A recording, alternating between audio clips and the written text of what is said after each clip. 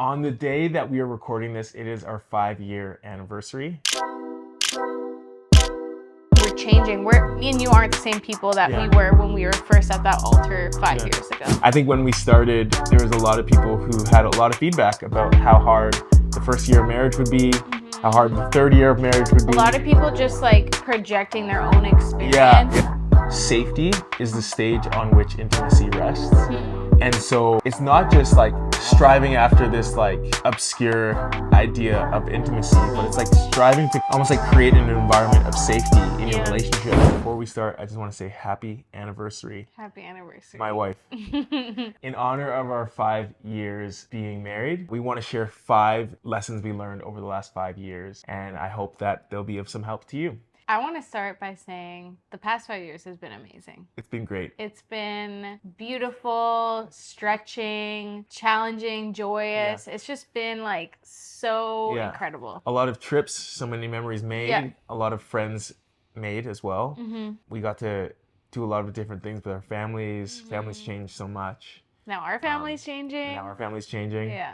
And so we want to kind of have a conversation about what we've learned over the last 5 years, and we're just going to start right into it. Okay. The first one is be mindful of the outside voices you're listening to. There's a lot of different sources of advice, a lot of people that want to offer feedback, but you really have to be mindful of it because ultimately your relationship will be as strong as you make it. Yeah. And oftentimes you're building your relationship based off the sum average of the feedback you're getting. Right. And I think it's so important to be selective about what advices you're actually allowing to affect your relationship. Yeah. I think when we started, there was a lot of people who had a lot of feedback about how hard the first year of marriage would be, how hard the third year of marriage would be. A lot of people just like projecting their own experience and basically saying like, oh, because my experience was like this, yours has to be like this imposing as well. their experience on you. Yeah. And almost like going like, our first year of marriage was really hard, so it's going to be hard for you. Yeah. Or moving as a young couple is going to be hard, so it's going to be hard for you. Or we used to work together, and so many people would say, like, oh, I could never work with my wife. I could never work with my husband. That must be so hard for you guys. And it's like, we loved it. Yeah. We absolutely loved it. And I think what we aren't saying is don't take external advice, because there's a lot of good external advice. But at the end of the day, the external advice isn't filtered through who you are as a person, who your significant other is as a person, your setting, your temperaments, all these different things. It's only filtered through the experience of the person who's giving that advice. Yeah. So it's so important to be selective with the voices you take. Step back and be like, what's age-old advice? What is kind of widely held advice? What is objectively true about this? What is objectively false about this? So there's ways to filter it, and I would encourage you to filter it as you're choosing which voices to listen to. Yeah, totally. The next one is you will never be an expert on your spouse, but you should always strive to be. So something I've really learned over the past 5 years is like, I don't think there's ever going to be a point where I fully know everything about Daniel. Yeah. But I will continue to be almost like a student of you, like learning your personality, learning the way you react to things, learning how you are when you're stressed out.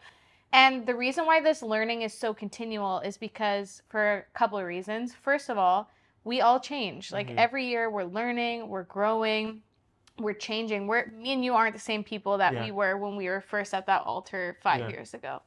And then another reason is because things in life happen that have never happened to you before. Yeah. So for example, Daniel and I haven't yet had someone really, really close to us pass away. But that will happen for one of us one day. And we'll have to learn how the other person responds to that. Daniel and I have never had a child yet. And so we'll learn like, how are we when we're so tired? How are we when like, you know, our kids had just a rough day and we've been home with them alone and like the other spouse has to come. Like there's so many things in life we haven't experienced and so many things that we don't know about each other yet. And so I will always continue to strive to become an expert of you. And I think like Mariah mentioned, like any living organism, relationships are always changing, people are always changing. And it's important to know that the changes aren't something to be resented, but something actually to be cherished. And discovered. So it's like, I'm supposed to kind of, like you said, take the role of a student and go like, how's she changing? and how can I admire this change and then adjust the way I'm loving her, treating her in a way that adjusts to the changes that are being had. That's good. So don't resent the change, cherish it, and be a student of it. The next thing is create a discipline of remembering. I think that in a lot of relationships, there's a beginning stage where there's a lot of butterflies, where you're experiencing almost like all of the good of a relationship, a lot of celebration, a lot of good memories. And I think that that carries throughout the span of a relationship. But I think it's so important to always remember what you love about the person and name it. Yeah. I think life gets mundane, it gets very routine. And I think if you're not disciplined in remembering your favorite things about the person or amazing memories that you had, you can get very numb and dry and stale in the way you are in a relationship and the way you see the person who you are married to. So it's so important to have a discipline of remembering. Something I do is I go through photos, whether it be from last year, last month, or 5 years ago, just remembering awesome times you've had together. And send me the old pictures. And it almost causes me to fall in love with Mariah again and allow my mind to be reminded of just these moments of amazing memories together, of loving each other, of laughing together. And we experience it in the day-to-day. But there's something to be said about like looking back at these amazing memories that we've had together. And I feel like right now, like it's become a popular practice, or kind of becoming a popular practice in society, to reflect often. To reflect, I feel like people do it as a daily practice almost. Reflect on their day, the good parts, the bad parts.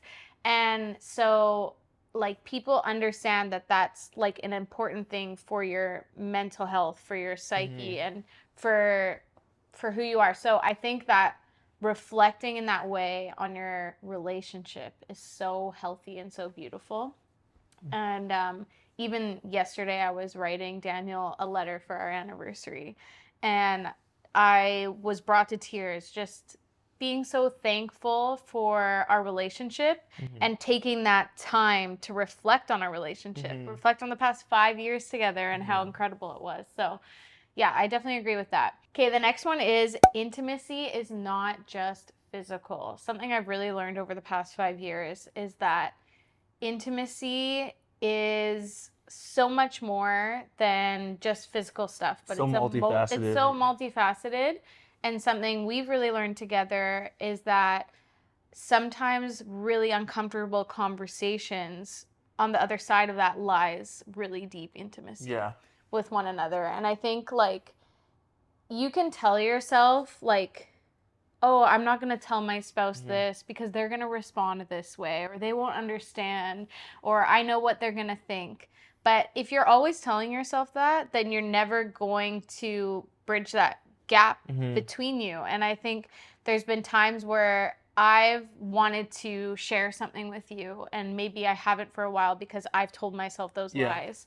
But when I finally took the step of sharing, like, hey, I feel this way about this, and letting you into my thoughts and feelings and then letting you respond, it's really helped me to feel closer to you. It's helped you to understand me more and show like another side of me so that you can love me in a different way. And something that I've realized on that topic is that safety is the stage on which intimacy rests. And so it's not just like striving after this like obscure idea of intimacy, but it's like striving to almost like create an environment of safety in your relationship. So it's like, yes, you want to feel physically safe when it comes to like sexual intimacy. But when it comes to emotional intimacy, you want to make sure your significant other feels like, if I make a mistake, I'm safe with this person. So it might mean remaining quiet as opposed to highlighting or harking on that mistake. Maybe it's spiritual intimacy. You want to create an environment where your significant other feels okay talking about their religion or praying in front of you. And I think it's so important in relationships, especially in marriages, to really fight to make sure year over year you're becoming a safer couple for one another and creating environments where the other person feels safe. Yeah, that's good. The last thing is to be proactive about big life changes. So this goes from moving to starting school, ending school, grief, big birthdays, child coming. The family growing. There's so many different things that you will weather as a couple, and I think it's so important to be proactive about that. Yeah, something that Daniel and I did a few years ago is we knew we had a big move coming, and we knew our life was about to change quite substantially. And so we started going to counseling together. And this was super proactive. Of course, there's things we could talk through in terms of like our day-to-day relationship, but we were just like, we want to make sure we're solid. So when we have this huge life change and we do this big move, that we don't have to worry about us. We're solid and we can deal with the changes together. I remember once I was like listening to someone talk about grief and trauma, and they named a list of like 6 things. So it's like a child moving out of the house, a sibling moving away, you having a baby, ending school, starting school, moving houses, whatever it is. They named like 6 to 8 different things that constitute as life changes. And they say, if you've experienced 2 or 3 of these in the span of like 18 months, it's equivalent to trauma. And the premise that that's based upon is that changes impact not only our physical surrounding, but also like our mental bearing, to the point where they carry marks of trauma. So I think it's so important, similar to how if you were coming home from war, or you were a police officer or a firefighter where you're seeing a lot of traumatic things, or maybe an ER nurse, and you have to kind of accommodate and make changes in your life, or implement modes of processing so that you can continue to allow your mind to wrap your head around and heal from the trauma you experienced. I think it's so important as a couple to recognize when changes almost feel to the brain as like a collective trauma. Right. And be proactive about it. And sometimes a move isn't that deep. Like sometimes it's just like, oh, we're just moving the town over. But sometimes it does almost like transplant you out of your community, out of your rhythms, out of even different things you're maybe accustomed to as a couple, like routines. And I think it's so important for you to be proactive about big life changes. And I think just a note on grief, I think that there's a lot of us in life, if you've hit the age 20, maybe even 25, you've experienced 1, 2, maybe even 3 kind of instances in your life where you've undergone deep grief. I think that a rule of thumb for grief, so if it's something that you feel like, oh, that is sad, or people in your life are calling that grief or calling that a sad experience, because sometimes when we're grieving, we don't actually know it. I think it's so important to assume that we're worse off than we are. And I think that that's something that can be done retroactively and proactively. So it's like, if you know a grandparent is getting sick, I think it's important for you to start journaling about it, or talk to loved ones about it. Start remembering what you love and miss about them. Maybe you want to go into counseling. So this can happen very much so proactively, but it can also happen retroactively. So if a grandparent, for example, passes away, like it's so important to do some of those things that almost like protect your mind, help in the healing process after that happens, so that you're setting yourself up for success when it comes to your mental health as well. Yeah, that's really good.